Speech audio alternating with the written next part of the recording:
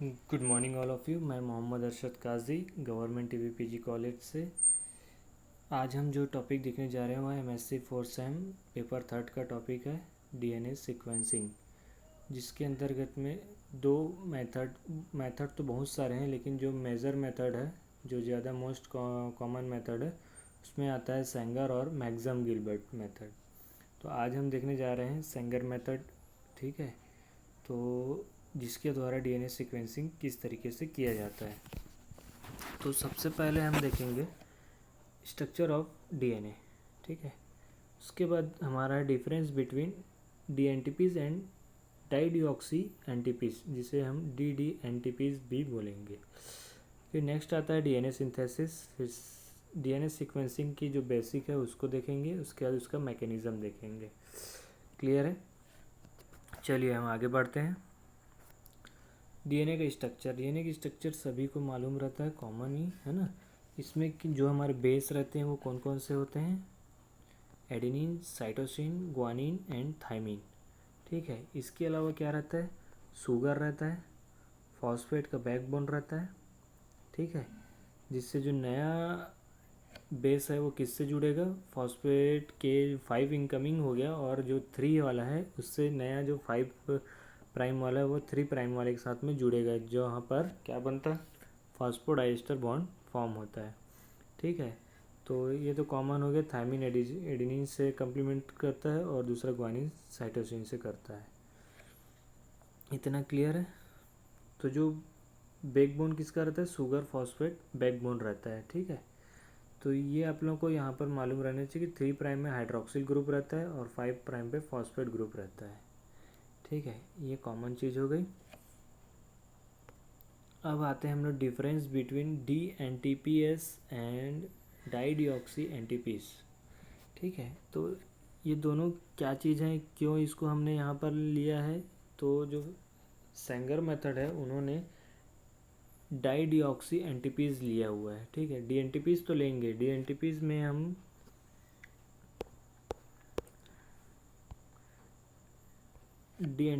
हम लोग कौन कौन से? ATGC, ठीक है।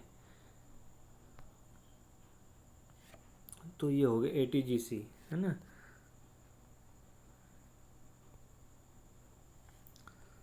और डाईडिऑक्सी में क्या होता है? देखिए,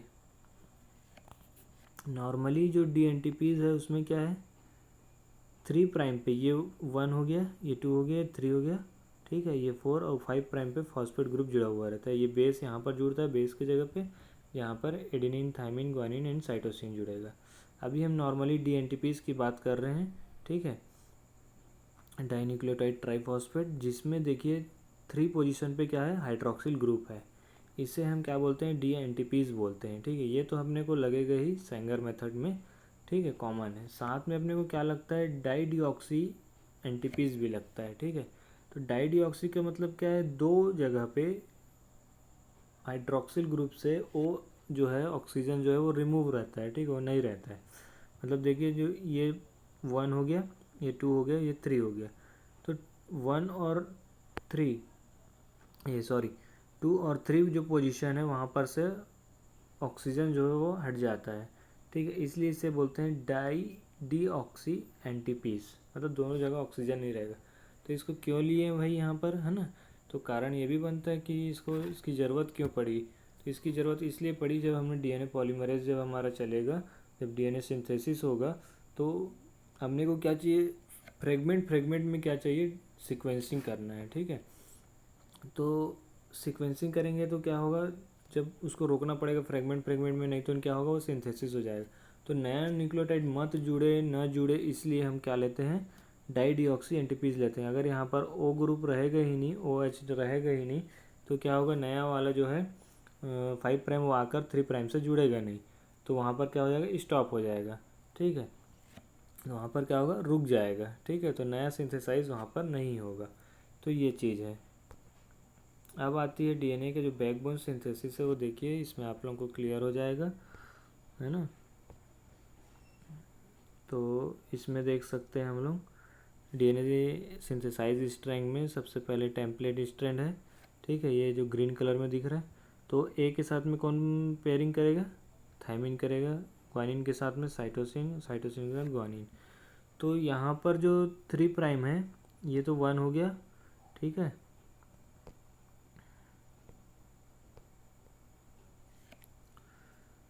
तो ये 1 हो गया हमारे को,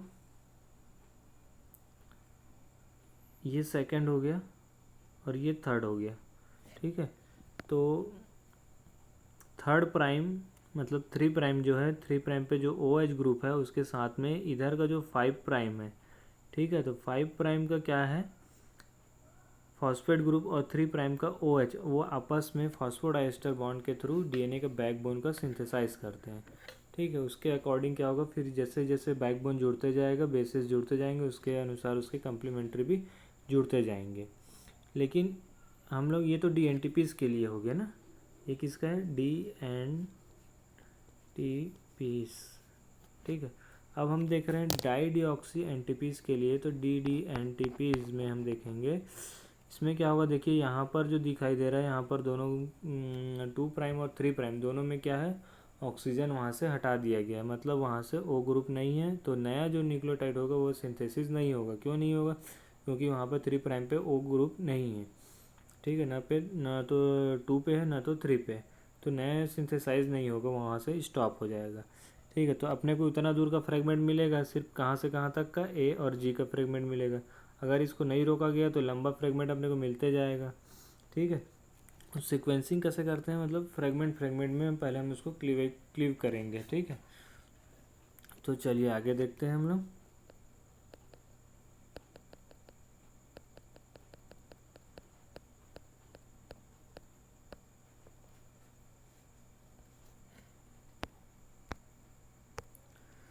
चलिए अब हम सेंगर मेथड जो है, ठीक है। तो डीएनए सीक्वेंसिंग, तो डीएनए सीक्वेंसिंग क्या चीज़ है, तो डीएनए सीक्वेंसिंग को अगर हम लोग सिंपली बोलें तो किसी डीएनए सेगमेंट का बेस सीक्वेंस ज्ञात करना ही डीएनए सीक्वेंसिंग कहलाता है। मतलब कि उसके जो बेस का जो सीक्वेंस है उसको ज्ञात करना, उसकी पोजीशन ज्ञात करना, है ना, कि क्या है। जैसे हमने कोई प्रोटीन है, उसके हमको कैसे पता चलेगा कि उसका सीक्वेंस क्या है, ठीक है। तो हम डीएनए सीक्वेंसिंग कर सकते हैं, जिसके थ्रू हम क्या कर सकते हैं, किसी भी प्रोटीन या फिर और भी कोई चीज़ का सीक्वेंसिंग किया जा सकता है। इसका यूज़ जो है medical diagnosis, biotechnology, forensic biology में इसका उपयोग किया जाता है, ठीक है। तो चलिए, तो इसके हम जो कॉमन जो बताने वाले हैं वो है सेंकर मेथड में अपने को क्या क्या चीज़ लगनी है सेंगर मेथड में। तो अपने को प्राइमर लगना है, ठीक है, प्राइमर लगेगा। साथ में अपने को डीएनए पॉलीमरेज भी लगेगा, और डीएनए लगेगा डबल स्टैंडर्ड, उसको क्लिप करके, ठीक है। तो उसका हमने को क्या चाहिए, टेम्पलेट वाला डीएनए चाहिए, मतलब जो नीचे का स्ट्रैंड रहता है वो क्या रहता है, टेम्पलेट स्ट्रैंड रहता है, ठीक है। साथ में अपने को क्या क्या चाहिए, डीएनटीपीज़ चाहिए। तो डीएनटीपीज़ में कौन कौन से डीएनटीपीज़ रहेंगे जी, एटीपी डाइडिऑक्सी एनटीपीज़ की जगह में देखिए यहाँ पर डीएनटीपी लिख दिया है ना, तो यहाँ पर एटीपी, जीटीपी, सीटीपी, है ना, टीटीपी, ये चारों रहेंगे। और क्या चाहिए अपने को, डाइडिऑक्सी एनटीपीज़ भी चाहिए, ठीक है। तो इसमें भी वैसे रहेगा, एटीपी, सीटीपी, जीटीपी, ये रहेंगे, ठीक है। तो इतने सारे चीज़ अपने को ज़रूरत पड़ती है। कौन कौन से, प्राइमर लगेगा, टेम्पलेट डीएनए लगेगा 5 प्राइम टू 3 प्राइम की वाला, और डीएनए पॉलीमरेज लगेगा, ठीक है। और एक तो डीएनटीपीज़ लगेगा और डाइडिऑक्सी एनटीपीज़ लगेगा, इतने चीज़ लगेंगे, ठीक है। इसको डाइडिऑक्सी मेथड भी बोलते हैं, ठीक है। तो चलिए हम लोग आगे बढ़ते हैं। तो ये कॉमन चीज़ थी जो रिक्वायरमेंट थी इसमें सेंगर मेथड में लगना है। अब हम इसका मैकेनिज़्म देखेंगे तो हमने को क्लियर हो जाएगा कि पूरा फंडा क्या है, ठीक है। तो हमने क्या ले लिया है, टेम्पलेट ले लिया है, ठीक है, 5 प्राइम टू 3 प्राइम वाला, क्लियर है। अब उसके साथ में हम उसका प्राइमर भी उसके साथ में ऐड कर दे रहे हैं, क्लियर है। और हम लोग क्या यूज़ कर रहे हैं इसके साथ में, डाइडिऑक्सी एनटीपीज तो यूज़ कर ही रहे हैं, जो रेड कलर में वो डाईडिऑक्सी एनटीपीज है, ठीक है। और जो ब्लैक कलर में वो डी एनटीपीज है, जिसमें एटीपी, सीटीपी, जीटीपी और टीटीपी है। तो ये चारों यूज़ करते हैं, ठीक है। अब इनको क्या किया हमने, एक साथ एक ट्यूब में डाल दिए। अब इनको हमने क्या करना है, जेल इलेक्ट्रोफोरेसिस करना है, जिसके लिए हम पॉलीएक्रेमाइड जेल और या फिर एगरोस जेल भी यूज़ किया जाता है, ठीक है। अब इसको हम क्या करेंगे, जेल में डाल देते हैं। तो जेल में डाल देंगे तो ये कैसे कैसे होगा, तो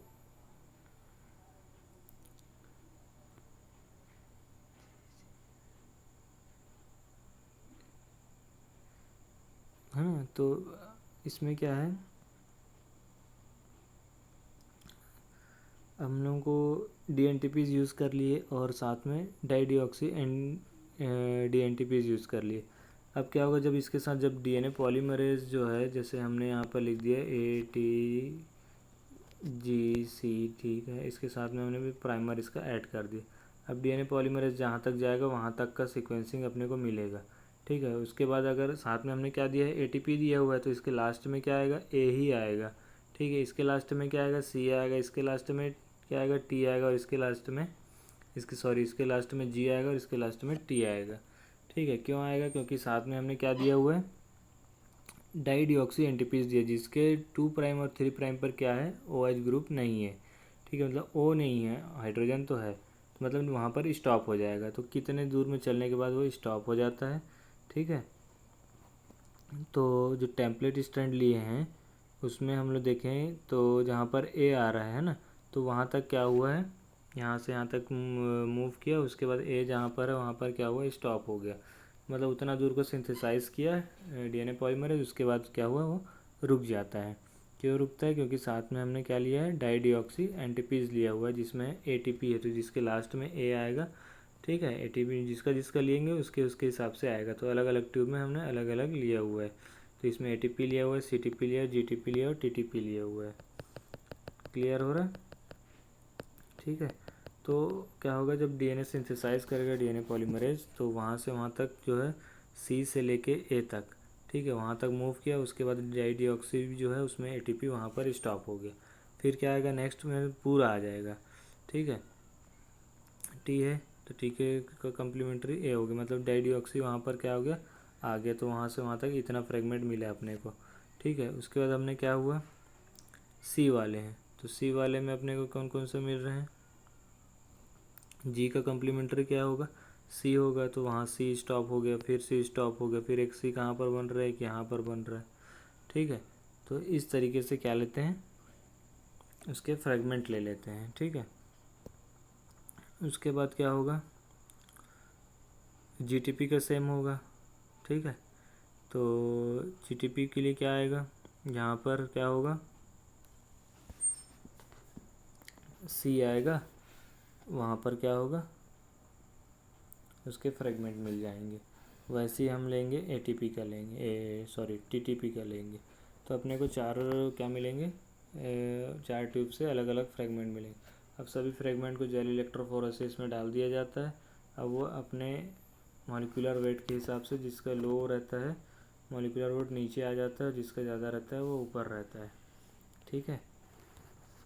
तो इसके अकॉर्डिंग में अगर हम लोग देखें तो यहाँ पर क्या बन रहा है, ये वाला देखिए, सबसे नीचे वाला जो स्ट्रैंड है इसमें क्या है, सी आ रहा है, ठीक है। फिर क्या आ रहा है, सी आ रहा है। उसके बाद क्या है, ये है, ए है, ठीक है। उसके बाद टी है, उसके बाद सी है, जी है, टी टी जी ए। अब इसका जो ये सीक्वेंस है इसको हमने यहाँ पर लाइन से लिख लेते हैं, 5 प्राइम टू 3 प्राइम, ठीक है। याद रखेंगे 5 प्राइम नीचे रहेगा, 3 प्राइम ऊपर रहेगा, 5 to 3 सिंथेसिस करते हैं, ठीक है। अब क्या होगा, इसका कम्प्लीमेंट्री बना लेंगे, किसका, जो ये सीक्वेंस है हमारे पास, इसका कम्प्लीमेंट्री बना लेंगे, ठीक है। तो जो सी है उसका क्या हो जाएगा, जी जी हो जाएगा। उसके बाद ए का टी हो जाएगा, टी का ए हो जाएगा, सी का जी होगा और जी का सी, फिर टी का हो जाएगा ए सी और टी। तो ये मिलेगा अपने को 5 प्राइम से 3 प्राइम, ठीक है। तो इस तरीके से इसका मैकेनिज़्म कंप्लीट होता है ना। एक डायग्राम और है जिसमें और क्लियर करते हैं हम इसको।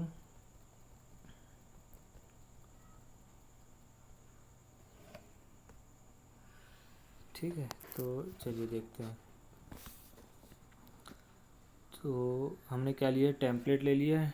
सबसे पहले डबल स्टैंड डीएनए था, उसको हीट करके सिंगल स्टैंड करके उसका टेम्पलेट डीएनए को हमने ले लिया। अब उसमें हमने रेडियो लेबल्ड क्या डाल दिया, प्राइमर डाल दिया। रेडियो लेबल्ड क्यों यूज़ करते हैं, क्योंकि हम उसको जेल इलेक्ट्रोफोरेसिस में डालते हैं तो उसको हम डिटेक्ट कर सके। ठीक है, पता तो चले कि कहाँ पर हमारा बाइंड किया हुआ है। और क्या लेना है अपने को, डीएनए पॉलीमरेज लेना है और डी एनटीपीज लेना है और डाई डीऑक्सी एनटीपीज भी लेंगे, चारों के लिए लेंगे। देखिए चारों ट्यूब में ये वाला डायग्राम बेस्ट है इससे, है ना। तो ये डायग्राम आप कॉपी में बनाएंगे जिसमें 4 ट्यूब लेंगे, जिसमें हम डाई डीऑक्सी एनटीपीज लिए हैं। साथ में हमने क्या लिया हुआ है, रेडियो प्राइमर भी डाल दिए हैं, है ना।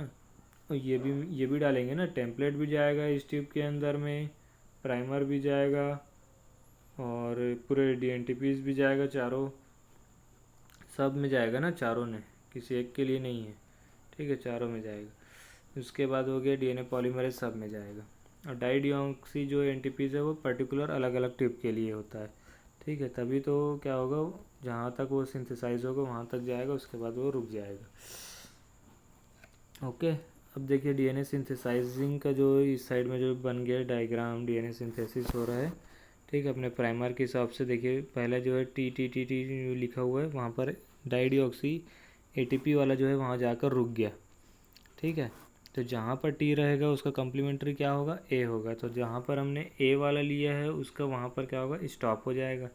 ठीक है, वैसे ही देखिए फिर एक और है नीचे में, उसके लास्ट वाला, तो हमने एटीपी का पूरा बता दिया गया है इसमें, है ना। तो इस तरीके से क्या होगा, उसका डीएनए सिंथेसिस होगा, है ना। अब इसको हम क्या करेंगे, जेल इलेक्ट्रोफोरेसिस में डाल देते हैं बाय ऑटो रेडियोग्राफी के द्वारा। इसको हम डिटेक्ट करेंगे, एनालिसिस करते हैं। ठीक है, तो अब हमने को इसमें फ्रैगमेंट मिलता है। जो शॉर्ट वाले जो फ्रैगमेंट होते हैं वो सबसे नीचे आ जाते हैं, लाइट वेट वाले, और जो लॉन्गर जो रहते हैं वो ऊपर की ओर रहते हैं।